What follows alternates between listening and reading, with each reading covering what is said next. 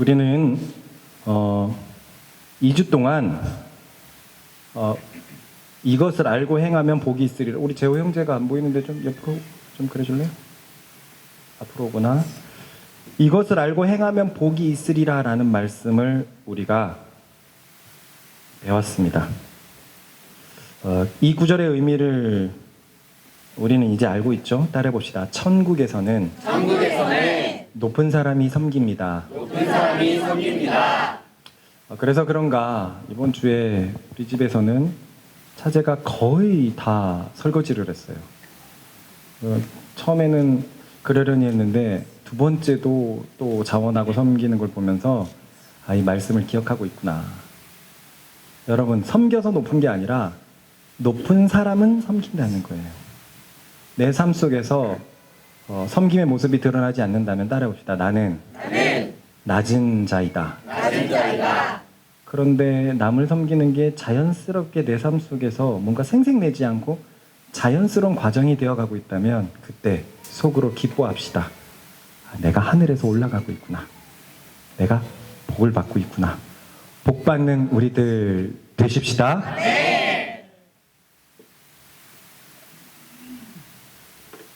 그리고 오늘 본문이 이어집니다. 이 복을 모두가 알고 있는 것은 아니다. 모두가 깨달을 것은 아니다. 라는 부정적인 말로 시작하십니다. 읽어봅시다. 내가 너희 모두를 가리켜 말하는 것이 아니라 나는 내가 택한 자들이 누구인지 알리라. 그러나 내 떡을 먹는 자가 내게 발꿈치를 들었다 하는 성경을 응하게 하려는 것이라. 요 13장의 어떤 이 구조를 보면은요, 아주 아름다운 섬김이 계속 되고 있거든요. 세족시 중간중간에 계속 가룟 유다에 대한 얘기가 나와요. 2절에도 나왔고 중간에도 나왔고 지금 본문에서도 또 나오고 있습니다.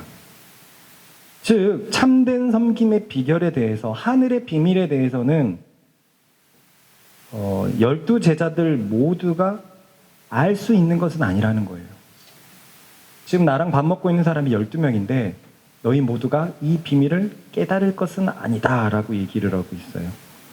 왜냐하면 제자들 중에서는 예수님을 사랑하지 않는 제자가 있었기 때문입니다.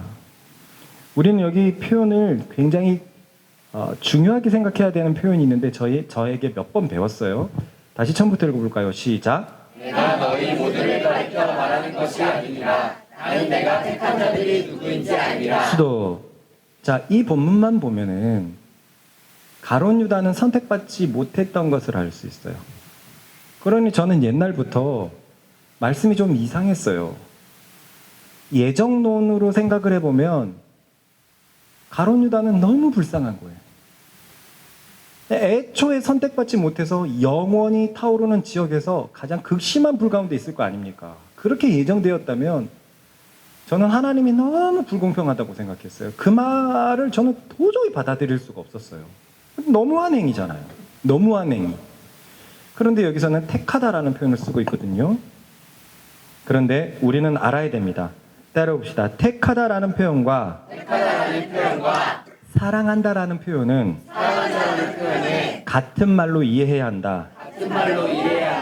아주 그것을 드러내는 본문이 있습니다. 읽어봅시다. 시작. 우리가 영원히 하나님을 사랑하는 자, 곧 그의 뜻대로 부르심을 입은 자들에게는 모든 것이 합력하여 선을 이루느니라. 자, 여기서 보면 그의 뜻대로 부르심을 입은 자들, 주님의 뜻대로, 한마디로 택함 받은 자들, 많은 사람 중에서 선택하여 부르심을 입은 자들이란 뜻이에요. 그러니까 여기 뒤에서 보면은 예정론을 말하는 것 같아요. 주님이 당신의 뜻 안에서 다 불렀다 이거예요. 그런데 그 앞말을 우리는 항상 유념해야 됩니다. 하나님을 사랑하는 자, 곧 부르심을 입은 자. 그렇기 때문에 다시 한번 따라해 볼까요? 택하다라는 표현과 사랑한다라는 표현은 같은 말로 이해되어야 한다. 그러니까 내가 주님을 사랑한다라는 표현과 주님이 나를 택하셨다라는 표현이 같이 이해가 되어야 됩니다. 왜냐면은요, 성경에서 이렇게 기록된 이유는 너무나 간단해요. 내가 주님을 사랑하는 게 너무 놀라워서 그래요. 아까도 얘기를 했지만 이 세상 가운데 내가 예수님을 믿고 있고 세상과 반대로 살아가는 이게 기적처럼 느껴집니다. 저는 분명히 예수님을 안 만났으면 예수님을 만나고도 인생에 굴곡이 많았는데 만나지 않았다면 얼마나 굴곡이 심했을까요?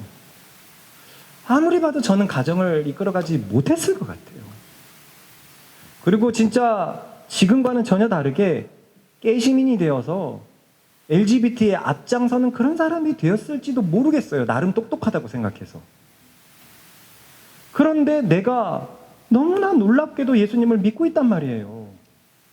그게 목사님의 자녀 때문인가? 아니에요. 목사님의 자녀 중에서 60%가 타락한다고 봤을 때 저도 타락하기가 굉장히 쉬운 사람이었는데 좌우지간 내가 지금 하나님을 사랑한다는 이 사실이 너무 기적 같은 거예요. 제 마음을 이해 가십니까? 네. 여러분도 마찬가지죠. 마찬가지죠. 우리 동준이도 이번 주에 어머니랑 같이 식사할 때 함께 다 있었는데 동준이 그 얘기를 많이 얘기하거든요. 내가 어떻게 이렇게 되었나? 나 같은 사람은 사고 치는 사람인데 나 같은 사람은 엇나갈 가망이 되게 큰데 나 같은 사람은 늘 기존 질서, 어른들 반항하는 사람이었는데 굉장히 순응하는 사람이 되었단 말이에요. 그래서 저번 주에는 제가 칭찬을 하기까지 했어요. 제자훈련에. 동준아 이거 하자 라고 얘기했을 땐 동준이는 네 하고 나서 좀 생각하는 친구가 돼버렸어요.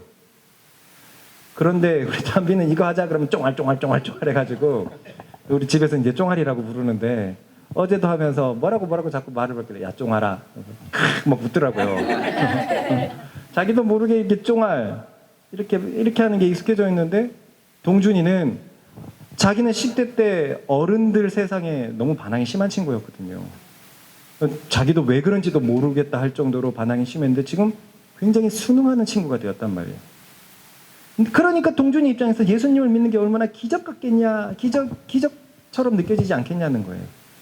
그러니까 사람들이 나를 사랑한다라는 표현에 그 겸손한 표현을 쓰기 시작했어요. 나를 사랑한다고 하면 아무래도 주체가 내가 되잖아요. 내가 맞습니까? 네. 그런데 그게 아니라 내가 주님을 사랑할 수 있다는 것은 내가 주님을 사랑한다는 것은 주님이 나를 불렀기 때문이야. 주님이 나를 택하셨기 때문이야라는 겸손한 표현으로 바꾸기 시작을 한 거예요. 이해가 가시죠? 네. 이게 진짜 죄인된 자세거든요. 참 신기해요. 하나님은 야 세희야 네가 나를 정말 사랑한 거야 라고 하는데 세희는 무슨 소리예요? 하나님이 은혜를 주시지 않았으면 안 됐어요. 주님이 나를 부르신 거예요. 이런 아주 선순한 윈윈 되는 느낌이기 때문에 그래요. 그래서 이런 의미로 보면 이 말씀이 하나도 이상하지가 않는데 근데 문맥만 딱 떼놓고 보면 주님이 택하다에 너무 꽂혀버려서 예정설이 나와버리는 거예요. 더욱이 구약은 이스라엘만 선택받은 백성이다라고 해서 역시 신약도 선택받은 그런데 그 선택받았다는 것은 사실은 우리가 주님을 사랑했다라는 말입니다. 고로 여기서 이 앞구절에서 내가 택한 자들이 누구인지 알미라라는 말은 나를 사랑하는 자들이 누구인지 안다라는 표현과 같습니다. 그리고 이 본문에는 사랑하는 한 사람이 분명히 보였죠. 누굽니까? 베드로죠. 어린아이처럼 사랑했잖아요. 어린아이처럼. 그리고 거기서 온몸이 씻어진다라는 표현을 쓰고 있잖아요. 주님을 사랑하는, 택하는 같은 표현으로 보면 됩니다. 네. 혹자는 또 혹시 이렇게 말할지 모르겠어요. 여러분 뭐 주일날 본문 보면서 아니면 묵상을 보면서 혹자는 이렇게 말할 것이다 이런 걸 보면 난 이렇게 생각 안 하는데 도대체 큰 힘은 무슨 생각을 하고 하는 거 맨날 혹자 이제 바꿀까요? 태화는 이렇게 할까요?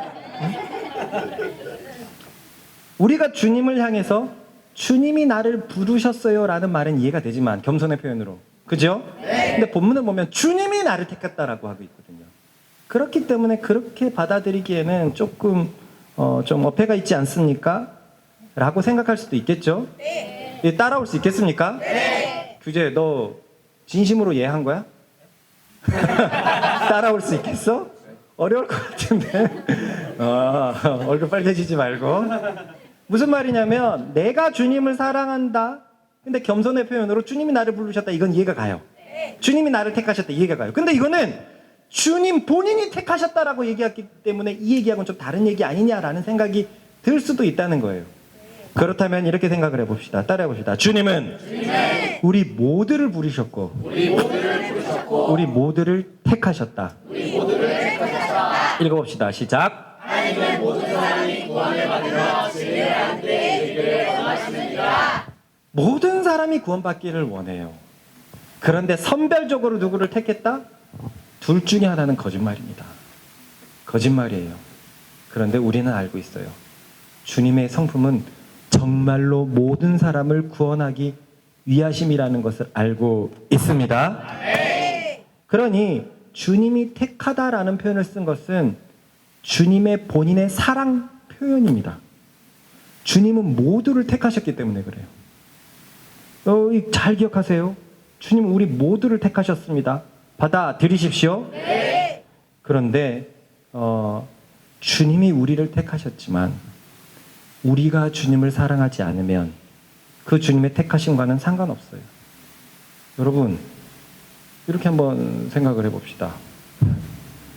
좀 이상한 말인데 너무 이쁜 여자들이 가득해요. 오늘 나랑 소개팅 할 사람은 너야, 내가 너를 선택했어. 근데 상대방의 의사가 중요하잖아요. 내가 선택하고 자시고 가네. 상대방이 싫어하면 없는 거예요. 택하다라는 것은 우리를 향한 사랑 표현이에요. 우리를 향한 사랑 표현입니다. 그분은 모두 택하셨습니다. 하지만 사랑하는 사람만 그 택함의 결합이 되는 거예요. 근데 사랑하지 않으면 그 택함에서 본인이 박차고 나가게 되는 것이죠. 이해를 하시겠습니까? 정리하자면 하나님은 우리를 로봇으로 만들지 않았어요.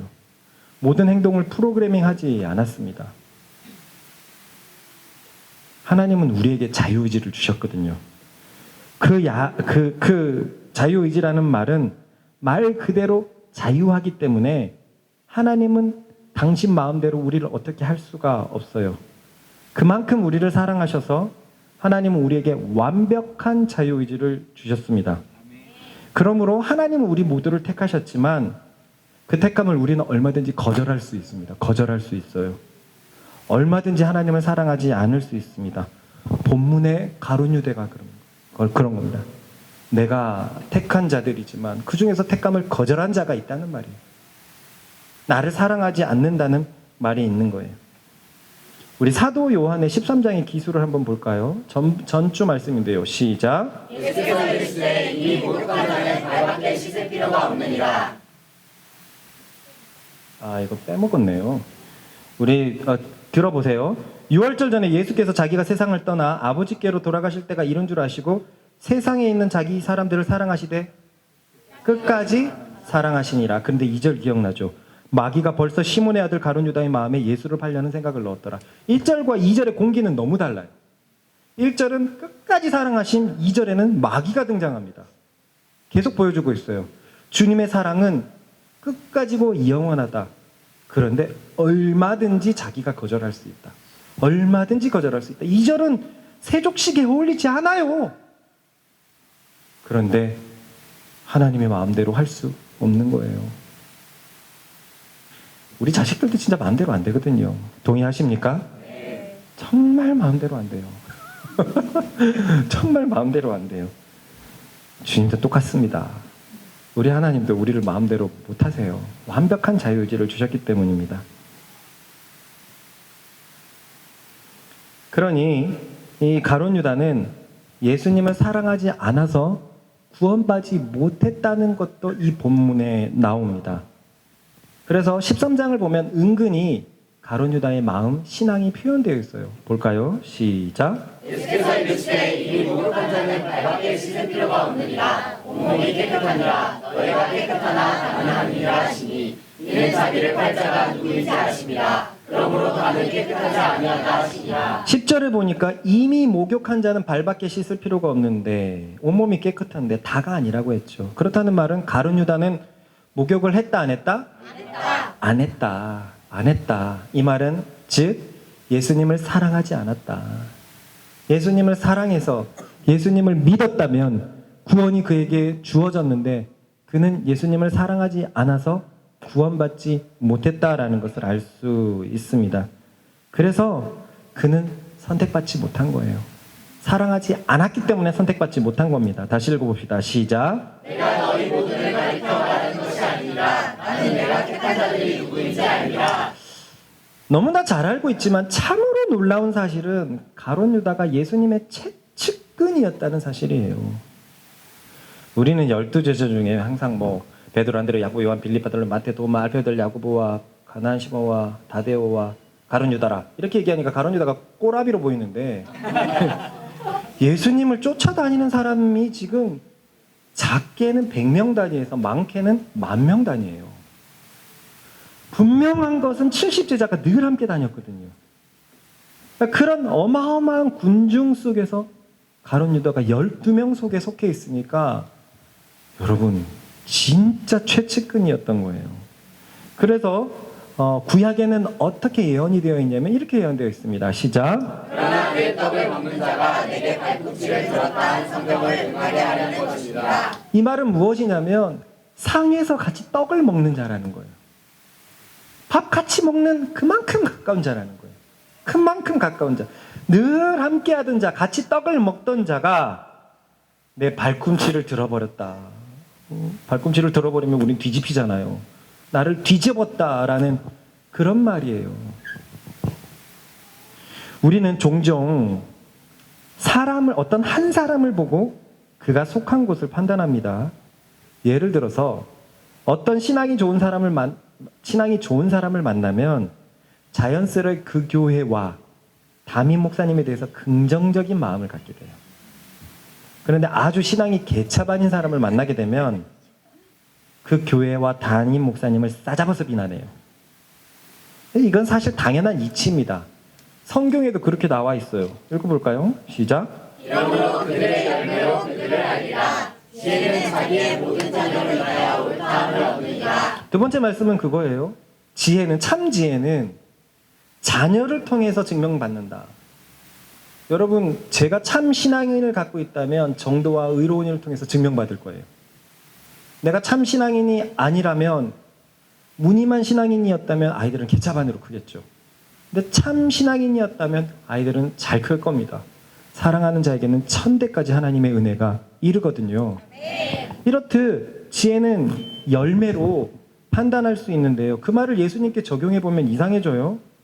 가룟 유다를 보고서 도대체 예수님은 뭐 하는 작자야? 제자가 12명밖에 없는데 그 한 명을 그따위로 만들어? 그 공동체는 도대체 뭐 하는 작자야? 뭐 하는 공동체야 도대체? 그 작은 공동체가 뭐 하고 있는 거야? 그러니 따라해 봅시다. 한 명의 사례를 보고서만 섣불리 공동체와 사역자를 판단하지 말자. 그런데 그게 한 명이 아니라 2명, 3명, 2-3사람의 증인이 필요하다 그랬잖아요. 가룟 유다뿐만이 아니라 1-2명의 더 예수님을 파는 자가 나왔다면 그 공동체는 볼 것도 없어요. 볼 것도 없어요. 그런데 이 1명 나왔다고 우리는 예수님의 공동체를 폄하할 수 없죠. 그렇다는 말은 이겁니다. 이 사랑의 예수님 밑에서 그 아름다운 예수님 공동체에서 늘 예수님과 식사를 같이 하던 제자들 가운데서 예수님을 파는 자가 나왔어요. 파는 자가 나왔어요. 어느 날 민경이가 시사 매거진 2580에 제보할 것이 있습니다. 몇 년 동안 모아놓은 걸 해봤다고 해봅시다. 만약 진짜 그런 일이 있다면 저는 살아갈 힘을 잊어버릴 것 같아요. 너무나 가깝고 가족이라는 표현도 이젠 부족한 친구인데 뒤통수를 맞는다. 발꿈치가 들렸다. 그런데 예수님의 공동체에 그 일이 일어났다는 거예요. 그 일이. 저는 최근에 이 사건, 이 모두가 잘 알고 있는 이 얘기가 정말 새롭게 다가왔습니다. 그것은 제가 그동안 해왔던 사역 때문에 그랬어요. 저는 알다시피 그동안 공공연히 그림자가 없는 사역을 하겠다라고 마음을 먹고 지금까지 달려왔어요. 그 이유는요, 예전에 큰 교회를 다녔을 때 큰 교회 저 뒷자리에는 정말 엉망진창이었어요. 이 큰 교회는요, 딱 11시에 예배를 시작을 하면 11시에 가면 앉을 수가 없어요. 도저히 앉을 수가 없어요. 그래 11시에 가면은 저 뒤로 가거나 2층으로 올라가야 돼요. 어느 날은 제가 지각을 한 거예요. 그래서 늘 앞에만 예배를 드리다가 뒤쪽으로 가고 2층 꼭대기 뒤에서 예배를 드린 적이 있었습니다. 근데 거기서 예배를 드리는데 보니까 앞에 예배당과 뒤에 예배당이 너무 다른 거예요. 앞에는 전부 다 일어나가지고 청년들이 막 춤추면서 주님의 마음으로 나 춤추리. 그걸 너무 보면서 감명 깊었거든요. 어떻게 이렇게 일사불란하게 막 춤추고 예배를 드리지? 저 뒤에는요, 일어나지도 않고 폰 보고 만화책 보고 뒤에 태반이 그런 거예요. 그래서 내가 와, 나는 저런 사역하지 말아야지. 나는 크기가 중요한 것이 아니라 모두가 하나님 앞에 오게끔 하는 그림자가 없는 사역을 해야지라고 제가 지금 생각해보면 마음을 진짜 크게 먹었어요. 그래서 저는 사역을 하는 동안 모두를 끌어안으려고 애를 무진장 썼던 것 같아요. 누구는 이런 생각을 하는 친구들이 있을지도 모르겠습니다. 우리 목자는 잘 따라오는 사람만 사랑해 라고 할지도 모르겠지만 여러분 한번 가만히 생각해 봅시다. 우리 교회에서 목자와 현재 가장 관계가 먼 사람이라고 하더라도 그 사람도 저를 참 많이 알고 있고 저 역시도 그 사람을 많이 알고 있어요. 그걸 다른 교회와 비교하면 명백합니다. 대부분의 성도들은 목사님과 별다른 관계를 맺고 살아가지 않아요. 사역자와 별다른 관계를 맺고 살아가지 않아요. 어른들은 1년의 대신반 기간에 목사님을 이렇게 만나지만 목사님이 대신반 기간에 와가지고 예배 드릴 수 있는 시간은 큰 교회는 10분도 안 돼요. 10분도 안 돼요. 10분, 15분 되고 확 나갑니다. 그렇게 1년에 한 번 이렇게 정제된 분위기에서 정제된 얘기만 할 뿐이에요. 그런데 저는 그렇지 않잖아요. 그러면 또 혹자가 이런 말을 합니다. 에이, 우리 교회는 작잖아요. 규모가 작아서 다 알 수밖에 없잖아요. 그러면 한번 생각을 해봅시다. 우리 교회에서 상대적으로 저와 관계가 먼 친구랑 신방한다고 생각을 해봅시다. 그 대상은 신방을 거절합니까? 신방이 부담스러워서 교회 안 옵니까? 근데 가만히 생각을 해보세요. 일반교회에서 목사님이 신방한다 그러면 분위기가 어떨 것 같아요? 우리는 설레어하고 또 얘기할 것도 정해오고 또 좋은 얘기도 나누고 그리고 뭐 좋은 시간이잖아요. 근데 일반교회에서는 이 관계가 형성이 안 되어 있어요. 신방한다 그러면 진짜 안 올지도 몰라요. 부담스러워해갖고 이건 정말 그럴 거예요. 따지고 보면 우리는 먼 관계도 그만큼 가까워요. 궁금하면 다른 교회 가보세요. 장담할 수 있어요. 가보세요. 가보면 그 관계가 진짜 가깝지가 않아요. 우리의 관계는 그만큼 가까운데 근데 제가 가만히 보니까 몇 년 전부터 사역을 힘들어하고 있어요. 제가 즐거운 가운데서 무언가가 어딘가가 힘들어하고 있어요. 그 이유는 다른 것이 아닙니다. 다들 내 맘 같지 않아서 그래요. 어떻게 내 맘 같냐만 어쨌든 내 맘 같지 않아서 그래요. 한번 생각해 봅시다. 우리는 전도할 때 이런 생각을 해요. 아니 이 친구는 왜 예수님을 안 믿는 거지? 우리 자주 얘기 나오는 우리 교회도 코로나 전에 나왔던 주영이라는 새 친구. 예수님을 딱 믿어야 돼요. 믿는 너무 많은 조건들을 갖고 있어요. 아주 가난할 수밖에 없는 상황을 갖고 있는데 믿지 않고 있어요. 저는 이게 될 거라고 생각을 했거든요. 현진이와 주영이, 현진이도 신앙 없이 우리 교회에 왔다가 신앙을 가지고 나서 일도 열심히 하고 현진이 묵상 보면 알겠지만 처음에 우리 은행 들어갔을 때는 정말 반감이 심한 친구였는데 오로지 신앙 때문에 정말 일 열심히 하는 친구가 됐단 말이에요. 그리고 아내가 생기고 아이가 생기고 딱 그 친구의 눈에서 볼 때는 자기와 차이는 예수님밖에 없거든요. 저는 이러면 예수님을 믿을 거라고 생각했어요. 근데 어때요? 전도해보면 참 우리 마음 같지 않죠. 저번에 얘기했던 우리 민경이 미용실에 이 선생님을 거의 전도 직전까지 갔는데 제가 만나갖고 성경 공부를 하기로 했는데 그 친구는 지금 30살밖에 안 됐는데 벌써 아이가 둘인데 이혼했단 말이에요. 너무 힘든 상황이라서 굉장히 많이 도와줄 수 있을 것이라고 생각을 했고, 민경이를 좋아하길래 성경 공부를 가려고 그랬는데 마지막에 부담스럽다고 틀어버렸어요. 우리 입장에선 이해가 안 돼요. 왜 이렇게 내 마음 같지 않을까? 왜 웃으시죠? 그거예요. 그겁니다. 저는 그 생각이 여러분에게 들 때가 있어요. 아니, 왜 이렇게 안 따라오지? 왜 이렇게 안 되지? 왜 이렇게 마음을 같이 하지 않지? 이것이 얼마나 복인데 왜 쟤는 저걸 못 보고 있을까? 왜 저기서 만족하고 있을까? 왜 저기서 멈춰 있을까? 이번 주에 의진이가 동생이랑 식사를 하면서 얘기를 해봤다는 거예요. 코로나 전에 같이 교회를 잘 다녔던 친구인데, 야, 너 이제 교회 안 나갈 거야? 그러면서 물어봤대요. 예수님을 누군지 아냐? 뭐 복음에 대해서 아냐? 그러니까 몰라. 근데 나는 지금 생활이 만족스러워. 그래요. 이런 것들이 있는 거거든요. 이런 것들. 그걸 이기지 못해갖고 결국 못 나오는 거거든요. 근데 제가 여러분들에게 그걸 느낀단 말이에요. 아니, 이게 복이 얼마나 많이 따라올 일들인데 왜 어느 정도만 하고 말지? 안타깝다.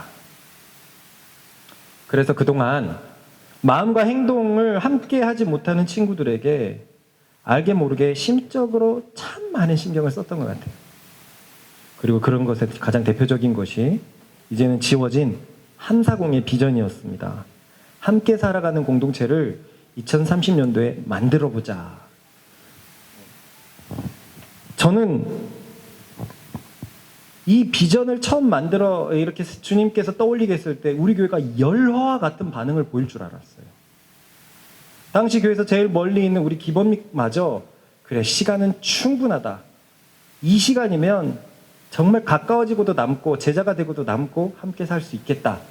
이런 광대한 비전을 가지고 시작을 했습니다. 또 이 비전은 보기에도 얼마나 좋아요. 많이 갖고 있는 사람이나 적게 갖고 있는 사람이랑 똑같이 자신의 퍼센트를 이렇게 헌금하자는 거예요. 이런 공산주의가 어디 있습니까? 진짜 이런 공산주의가 어디 있어요? 유토피아도 아니고. 그런데요, 제 생각과 사실 많이 달랐었어요. 이런 얘기들이 들립니다. 아, 11조도 내고 감사헌금도 하는데 2030 헌금은 또 어떻게 하라는 말이냐. 또 나는 솔직히 같이 사는 게 부담스럽다. 준비가 되어 있지 않다. 또 같이 살아서 드러나는 것이 두렵다. 이런 얘기들이 들렸어요. 하지만 2021년부터 그 얘기를 하고 왔을 때 저는 시간이 해결해주고 우리의 신앙이 해결해줄 거라고 생각을 했어요. 사실 많이 당황스러웠죠. 왜냐면은 알다시피 우리 교회는 가난한 친구들이 많거든요. 부모님의 도움을 받을 수 없는 친구들이 많아요. 그렇기 때문에 같이 출자해서 같이 집을 이렇게 할 수 있다는 것은 꿈과 같은 비전이라고 생각을 했어요.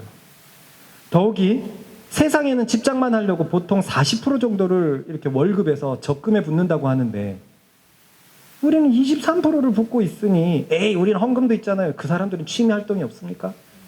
세상 사람들이 취미 활동에 돈을 얼마나 많이 쓰는데요. 우리의 취미가 교회라고 생각을 하면 11조와 감사헌금을 그렇게 생각을 했을 때 집을 위한 적금을 40% 붓고 있는데 우리는 20%에서 시작했으니 이건 뭘 봐도 남는 일이라고 생각을 했어요. 또한 돈 헌금 내는 건 문제가 없는데 마음이 부담스러운 친구들이 있었단 말이죠. 근데 우리는 계속 드러나는 게 복이라고 진짜 얘기를 많이 했거든요. 아프지만 복이에요. 우리도 아까 그래서 만물 앞에 드러나는 것이 주님의 말씀이기 때문에 함께 살면서 드러나는 과정, 그래서 같이 깎이고 빨리 동그러지자. 이 네모난 돌이 서로 막 이렇게 어떤 틀에 갇혀가지고 흔들면 시간이 지나면 지날수록 깎일 수밖에 없는 것처럼 그렇게 되자. 이런 생각인데 왜 자신의 마음을 끄고 순종하지 못할까? 우리 말씀사랑 불보혈의 정신이 닥치고 순종하자였는데 언제서부터 왜 이렇게 안 닥쳐질까? 전우좌우로 인사합시다. 닥쳐집니까?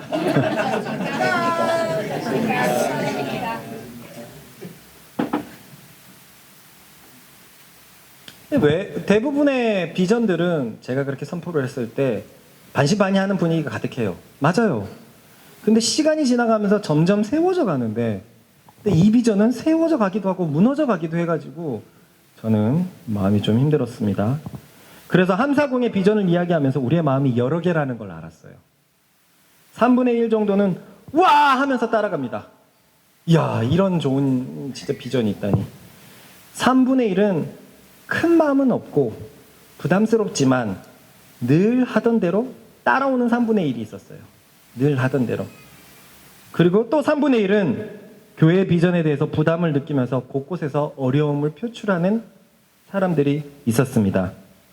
하지만 계속 얘기하지만 나는 시간이 해결해 주리라 믿었어요. 해결해 주리라. 뭐 있죠? 무슨 유행가 있지? 갑자기 생각나는데.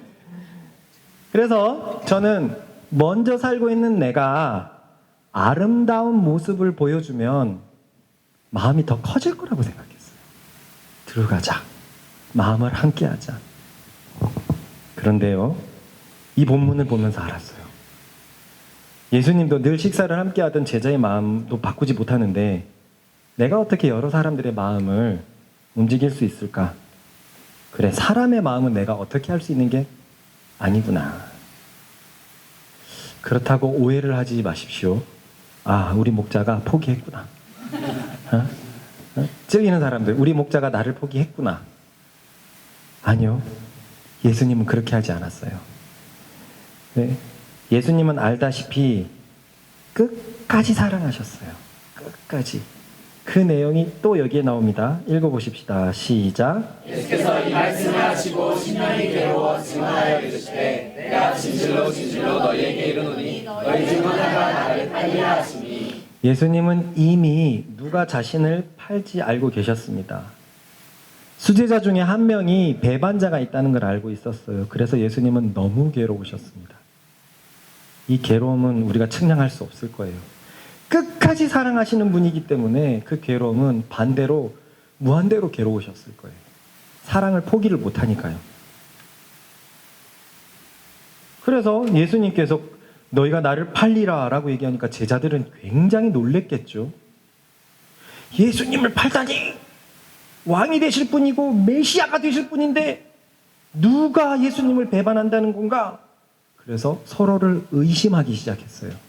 특히 베드로는 가만히 있을 수가 없었습니다. 자기는 팔지 않을 거거든요. 어떤 새끼요. 어떤 새끼요. 본문을 봅시다. 시작. 제자들이 서로 보면 누구에게 대하여 말씀하시는지 의심하다가 예수의 제자 중 하나 곧 그가 사랑하시는 자가 예수의 품에 의지하여 누웠는지라. 시몬 베드로가 머리짓을 하여 말하되 말씀하신 자가 누구인지 말하라니. 그가 예수의 가슴에 그대로 의지하여 말하되 주여 누구니까. 이게 어떤 장면이냐면요. 그 나라의 식사법은 정말 우리와 다르거든요. 이스라엘의 식사법이 아니라 로마 제국의 식사법이에요. 이미 지금 로마 시대가 돼버렸기 때문에 헬라 제국이 있을 때 식사법인데 가운데 큰 평상의 음식이 이렇게 있습니다. 그리고 평상을 이렇게 네모나게 이렇게 길다란 또 하나 침대 같은 의자들이 4개가 있어요. 그 침대에 이렇게 대각선으로 이렇게 누웠어요. 이렇게 약간 사선으로. 내가 이렇게 누우면 승일이가 이렇게 눕고 그리고 이렇게, 그래서 한쪽에 한 3명씩 12명 이렇게 앉는 거예요. 그러면서 음식을 먹으면서 계속 누워서 이렇게 이러면서 얘기하는 거예요. 의로운이가 예수님 닮았어요. 의로운이 식사할 때 이러고 식사. 저는 저건 도대체 무슨 태도예요? 어머님이 이번 주에 보고 쟤는 어떻게 저렇게 식사를 하냐 그러셨는데, 성경에 빨라요. 그래서 그거를 말을 안 했는데 마리아가 예수님의 발을 씻었던 그 과정이 어떤 과정이냐면 이런 식으로 사선으로 하기 때문에 저 뒤에 하인들이 뒤에서 발을 씻는 거예요. 뒤에서. 그러니까 말하고 있기 때문에 하인은 아무도 신경 안 써요. 아무도 신경 안 써요. 그러니 죄인이 와서 발을 씻는지 누가 와서 발을 씻는지 몰랐던 거예요. 그러니까 지금 이렇게 하고 있는데 보통 모임의 주체자가 앉는 자리가 있어요. 그리고 그 주체자가 앉는 자리가 있고 그 모임에서 가장 중요한 사람이 앉는 자리가 있어요. 그 중요한 사람의 양옆이 그 다음으로 중요한 사람들이 앉아요.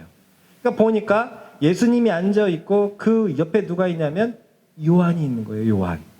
요한은 어린 친구였고 아직 미성년자였고 그래서 예수님이 특별히 더 사랑했어요.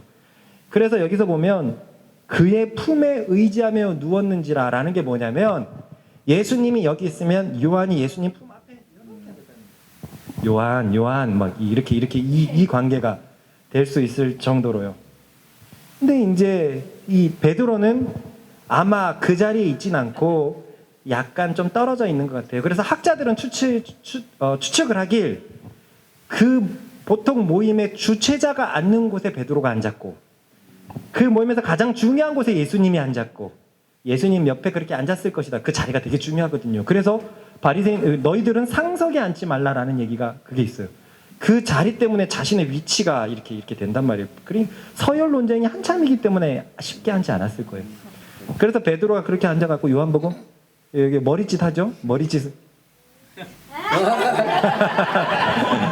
이거 짜가만 진짜 잘하거든요. 짜가만 궁금하면 못 참아가지고 잘하거든요. 그러니까 물어보니까 예수님의 가슴에 있던 요한, 이게 사랑하는 제자가 요한이라는 제자거든요. 그래서 그 제자가 물어봅니다. 살짝 물어보는데 자기들끼리 누구야 누구 막 이러고 있는 곳에 예수님 누굽니까? 그 자가 누굽니까? 라고 물어보는 거예요. 그때 예수님께서 다음과 같이 행동하셨습니다. 시작. 내가 떡 한 조각을 적셔서 주는 자가 그리라 하시고 곧 한 조각을 적셔서 바로 시몬의 아들 유다에게 주시니 이것은 지금 요한에게 말하고 있는 거거든요. 요한에게 떡 한 조각을 주는 자가 바로 그 자다. 그런데요, 사실은 이 행동은 굉장히 좋은 행동이에요. 요한은 지금 알고 있지만 나머지는 모르죠. 그래서 그 당시의 어떤 모임 속에서 어느 중간에 모임의 가장 중요한 사람이 이렇게 음식을 주는 어떤 그런 문화가 있었어요. 딱 때 갖고 주면 그 사람이 오늘 칭찬받을 만한 사람입니다라는 거예요. 유럽에서 보면 갑자기 들고 팅팅팅팅팅팅 서경이를 칭찬합시다 이렇게 하는 것처럼 우리는 그런 거 없어요. 우리의 문화는 그런 거 있을까요? 밥 먹다가 동현이 한번 일어나봐. 이러면서 다 같이 이런 것처럼 이들의 문화 속에서 모임의 가장 중요한 사람이 이렇게 먹을 걸 내주는 것은 당신이 오늘 빛나는 사람입니다라는 뜻이에요. 그렇다는 것은 유다 입장에서는 굉장히 귀한 일이고 다른 제자들 입장에서는 아주 부러운 행동이거든요. 그러니 우리는 여기에서도 사실은 예수님은 끝까지 유다를 높여주고 있었다는 걸 알 수 있습니다. 예수님은 끝까지 유다에게 기회를 주신 거예요. 자신의 애정을 계속 표현하고 있습니다. 이전에는 발을 씻었어요. 그리고 지금은 이 모임에서 가장 귀한 사람에게 주는 그것을 하고 있어요. 이렇듯 예수님은 유다를 내치지 않았어요. 자신을 팔 것을 알고 있는데 내치지 않았어요. 영현이가 나를 팔게 명명백백하다. 나는 그 사실을 다 알고 있다. 그런데 영현이를 사랑할 수 있을까? 와, 이건 진짜 너무너무 어려운 일일 것 같아요. 너무너무 어려운 일. 근데 예수님은 끝까지 돌아오길 바라서 끝까지 열린 마음으로 사랑하고 계십니다. 평행 본문에서는 더 노골적인 장면이 있어요. 한번 읽어보겠습니다. 시작. 그들이 먹을 때 이르시되 내가 진실로 너희에게 이르노니 너희 중에 한 사람이 나를 팔리라 하시니 그들이 몹시 근심하여 각각 여짜오되 주여 나는 아니지요. 대답하여 이르시되 나와 함께 그릇에 손을 넣는 그가 나를 팔리라. 인자는 자기에 대하여 기록된 대로 받으려나 인자를 파는 그 사람에게는 화가 있으리로다. 그 사람은 차라리 태어나지 아니하였더라면 제게 좋을 뻔하였느니라. 예수를 파는 유다가 대답하여 이르되 라비여 나는 아니지요. 대답하시되 내가 말하였도다 하시니라. 사람의 마음을 얻는 데는 회유책도 있지만 강경책도 있잖아요. 부드럽게 대할 수도 있지만 때로는 따끔하게 대해야 될 때 그 사람이 알아들을 수 있잖아요. 이 부분은 따끔한 부분입니다. 한 사람씩 그 대화가 굉장히 길었나 봐요. 의심하다가 물어보기 시작한 거예요. 난가요? 나는 아니지요? 나는 아니지요? 그 사람은 차라리 태어나지 않았으면 나았다. 그 사람은 저주받았다. 화가 있을 것이다라는 게 저주받았다라는 거거든요. 근데 그때 유다가 대답을 합니다. 저는 아니지요. 네가 말했다. 저는 아니죠. 네가 말했다. 무슨 뜻입니까? 네 속마음을 다 알고 있으니까 멈춰라. 멈춰라. 너는 저주받을 행동을 하고 있다. 멈춰라. 라고 따끔하게 말했을 거예요. 하지만 계속되는 예수님의 호의와 또는 따끔한 일침에도 불구하고 유다는 마음을 바꾸지 않았어요. 오히려 예수님의 사랑이 짜증난다는 듯이 악한 마음이 더욱 세져만 갑니다. 아까는 분명히 지금 평행 본문인데요. 요한복음에서 하시는 예수님의 행동은 회유책이었습니다. 조각을 주면서 가장 귀한 행동을 보여주셨어요. 그런데 그 다음에 유다는 이렇게 행동해버립니다. 시작. 조각을 받은 후 사탄이 그 속에 들어간지라. 이에 예수께서 유다에게 이르시되 내가 하는 일을 속히 하라 하시니. 어떤 건지 알겠죠. 살면서 사랑이 되게 내게 베푸는 온정이 되게 귀하게 느껴지지만 어쩔 때는 그 온정이 짜증이 날 때가 있어요. 지금 유다는 예수님에 대해서 마음이 완전히 어긋난 상태예요. 그런데 갑자기 가장 낮은 행동으로 자기의 발을 만지지를 않나. 그리고 널 귀하다고 이렇게 주지를 않나. 그러니까 마음이 폭발해버렸습니다. 폭발해버렸어요. 그래서 사단이 들어가 버렸어요. 사단이 들어갔다는 것은 그 행동에 분노했다는 거예요.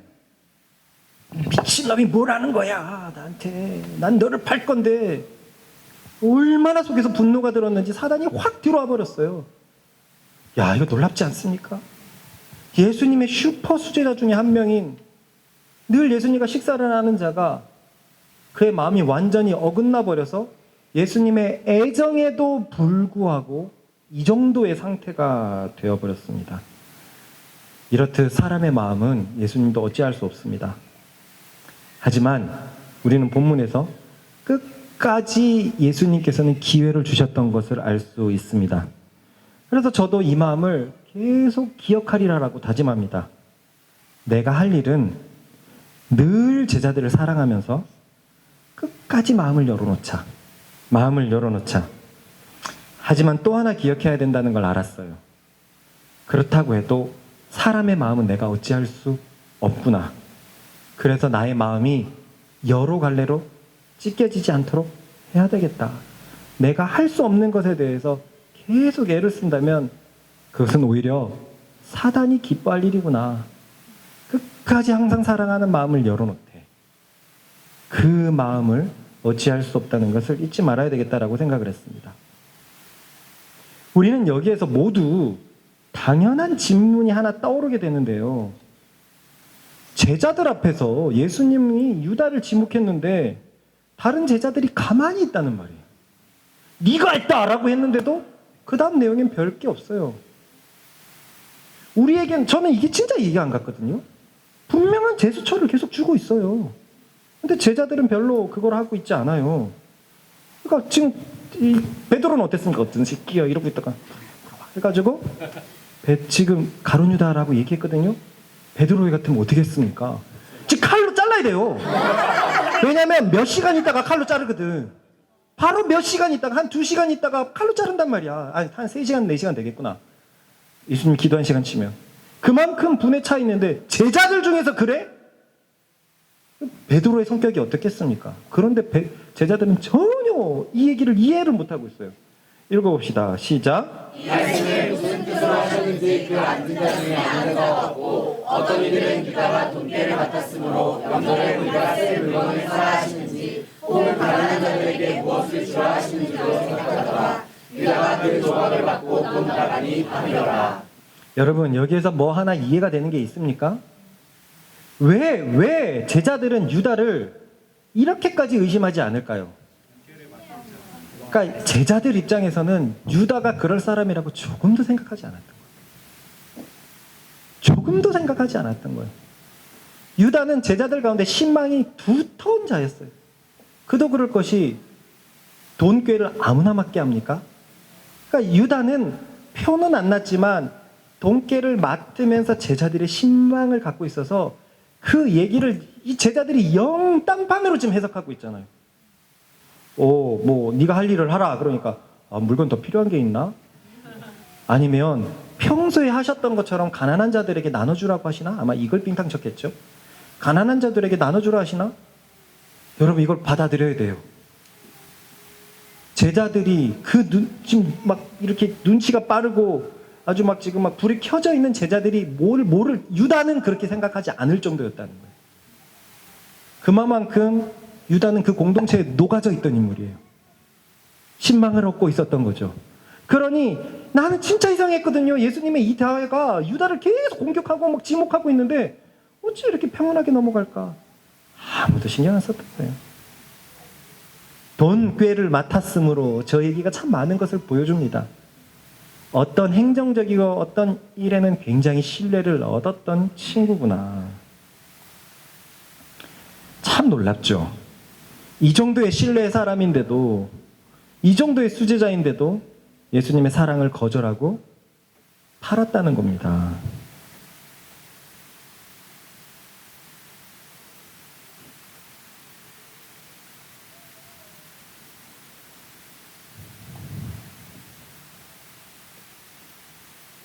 이렇듯 예수님은 마지막 날 밤에 가룟 유다가 예수님을 팔 것을 말씀하셨습니다.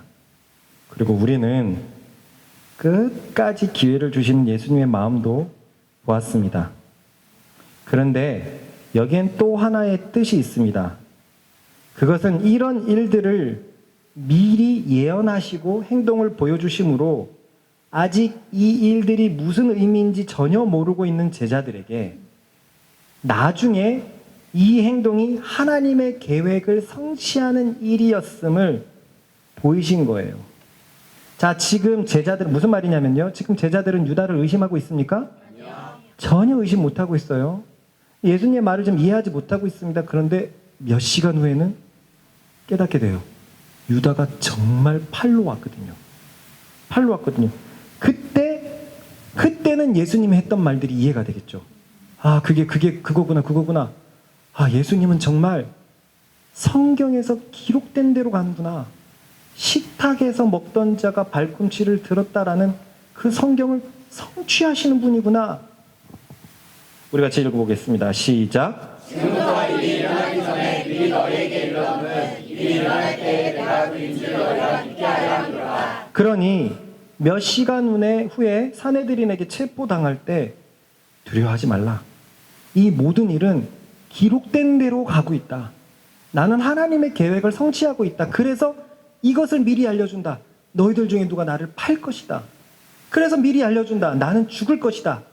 이것을 미리 얘기하는 것은 지금 너희들은 이해하지 못하겠지만 나중에는 이해하게 될 것이고 그때 우와 진짜네? 성경에 기록된 대로 가네 하면서 예수님에 대해서 예수님의 말씀을 신뢰할 수 있도록 미리 이렇게 하신 거라는 말이에요. 이해가 가죠? 네. 지금부터 일이 일어나기 전에 미리 너희에게 일러두면 일이 일어날 때에 내가 그인 줄, 내가 하나님이 보내신 자인 줄 너희가 믿게 하려 함이로다. 물론 제자들은 바로 기억해내지는 못했을 거예요. 즉 유다가 팔았네 정도로만 알겠지만 예수님이 했던 모든 일들에 대해서는 기억해내지 못했을 거예요. 근데 오순절 거룩한 성령님이 오시고 이들의 눈이 밝아졌을 때는 그제서야 기록된 모든 것들이 구약을 성취하시는 예수님의 행동, 메시아의 행동이었을 것을 알았을 것입니다. 그것을 그때 알기 위해서 예수님은 사전에 계속 말해놓은 거예요. 이해가 가시죠? 네. 그러면 그때 이뤄진 일을 미래에서 보고 나서 와 이거였구나. 진짜 예수님을 믿는 게 그를 보내신 하나님을 믿는 거였고 예수님을 영접하는 게 그를 보내신 우리 이스라엘의 전능자이시며 절대자이신 여호와 하나님을 영접하는 것이었구나. 그렇게 생각하게 될 겁니다. 이해가 가죠? 네. 여러분 내가 여기서 샬라 이상한 얘기를 한다고 쳐봐요. 이상한 얘기를 들을 겁니다. 근데 나중에 그것이 다 응답이 되면 그제서야 내 삶을 여러분들 막 찾아보기 시작할 거예요. 뭐야 이렇게 되는 것처럼 그것을 위해서 그때 내가 정말 하나님이 보내신 자인 것을 알게 될 것이고 그것을 위해서 너희가 나를 믿게 하기 위해서 이 모든 행동들을 기록된 대로 성취하고 있다라고 얘기하시는 거예요. 우리 다음 말씀을 읽어보겠습니다. 시작. 따라해 봅시다. 내가 진실로 진실로 너희에게 이르노니 내가 보낸 자를 영접하는 자는 나를 영접하는 것이요 나를 영접하는 자는 나를 보내신 이를 영접하는 것이니라. 그렇습니다. 예수님의 모든 행동은 하나님의 계획에서 비롯된 것입니다. 모든 행동은 그래서 구약을 성취하는 메시아의 행동이셨습니다. 당신은 메시아의 고난의 메시아를 몰라서 예수님이 하신 바를 이해할 수 없었지만 나중에 성령님이 오시니까 이 모든 것이 실타래처럼 깨어지고 그래서 제자들의 믿음은 폭발했을 거예요. 여러분, 지금 제자들이 주는 그리스도시요 살아계신 하나님의 아들입니다 라고까지는 고백을 했지만 계속 흔들린다는 거 우리 맞습니까? 그러니까 서열 논쟁을 하고 있잖아요. 그런데 성령님이 오셔서 깨달음이 왔을 때 뭐야, 내가 섬겼던 그 예수님이 출애굽 시대 때 10가지 재앙을 베풀었던 만군의 여호와 하나님이었어? 이 사실을 알게 됐을 때 그 속에서의 그 경외함이 어땠을까요? 그래서 유다서에 보면은 그 얘기가 정확히 써 있거든요. 10가지 재앙을 일으킨 분이 예수님이라고 되어 있어요.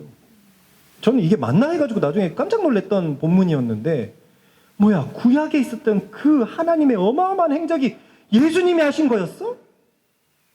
이게 깨달았을 때 그 속에 우와, 웅장해지는 마음 어땠을까요? 우와, 내가 그런 분을 모시고 있었고 그런 분이 나를 보내주셨다니, 나를 택하셨다니, 이게 되는 거예요. 난 그냥 그분이 좋아서 사랑했는데 내가 어떻게 그분을 사랑할 수 있었을까? 이건 그분이 나를 택하신 거지. 이렇게 되는 거예요. 고로 우리는 오늘 말씀에서 몇 가지를 알 수 있습니다. 이것을 놓고 하나씩 놓고 같이 좀 기도해 보겠는데요. 따라봅시다. 예수님은 우리에게 끝까지 기회를 주신다. 그런데요, 예수님을 영접하는 분은 하나님을 영접하는 것이라고 되어 있죠. 따라해 봅시다. 이것이 바로 우리를 향한 하나님의 성품이다. 알고 있으면서 우리 자꾸 하나님이 뭔가 심판하실 것 같거든요. 그죠? 알고 있는데도 자꾸 하나님은 뭔가 내 삶에 개입해갖고 야, 이 새끼야! 막 그럴 것 같거든요. 근데 유다에게 그러지 않으셨잖아요. 우리에겐 더더욱 그러시지 않아요. 진짜 태산보다 넓은 마음으로 우리에게 끝까지 기회를 주시는 분이 예수님이요, 이것이 하나님의 성품인 것을 받아들이십시다. 그래서 우리가 먼저 기도할 것은 그분의 사랑을 찬양합시다. 그 무한한 기회 때문에 우리가 여기에 나왔어요. 그분의 무한한 사랑 때문에 우리가 지금 여기서 진멸되지 않고 생명을 먹고 있습니다. 그리고 그 무한한 사랑은 우리 앞날도 굉장한 위로를 줘요. 그래, 주님은 끝까지 기회를 주시는구나. 끝까지 기회를 주시는구나. 할렐루야. 우리 그분의 사랑을 주여 한번 같이 기도하겠습니다. 주여! 아버지 하나님, 그렇습니다.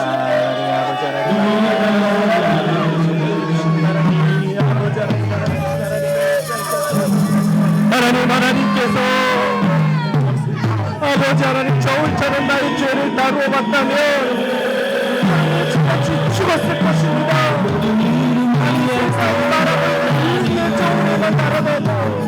나는 벌써 죽었을 것입니다. 그런데 오늘 본문을 보면서 알았습니다. 자신을 팔자에게 끝까지 이해를 주시니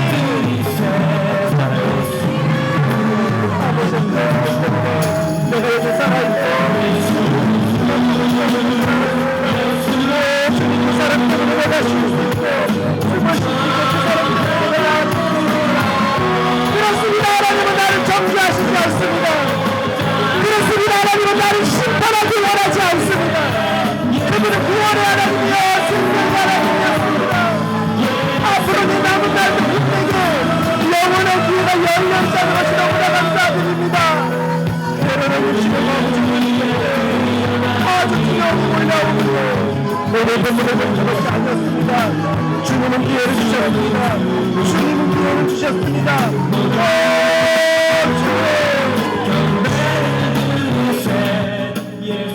하지만 끝없는 사랑에도 불구하고 선택은 나에게 있다는 거예요. 유다는 선택하지 못해서 저주받을 사람이라고 그랬습니다. 창조자가 저주받을 자다라고 얘기를 하면 그의 운명은 어떻게 되는 겁니까? 계속 호의를 주고 경책을 함에도 받아들이지 못했어요. 이게 악한 우리의 마음입니다. 그러니 우리 정신 차리고 기도하십시다. 항상 하나님을 향해서 마음을 여는 자 되게 하여 주십시오. 내 마음이 어두워서 주님의 마음을 말씀을 받아들이지 못하는 그런 아둔한 자 되지 않게 하여 주십시오. 주여 나의 마음을 착하게 하여 주십시오.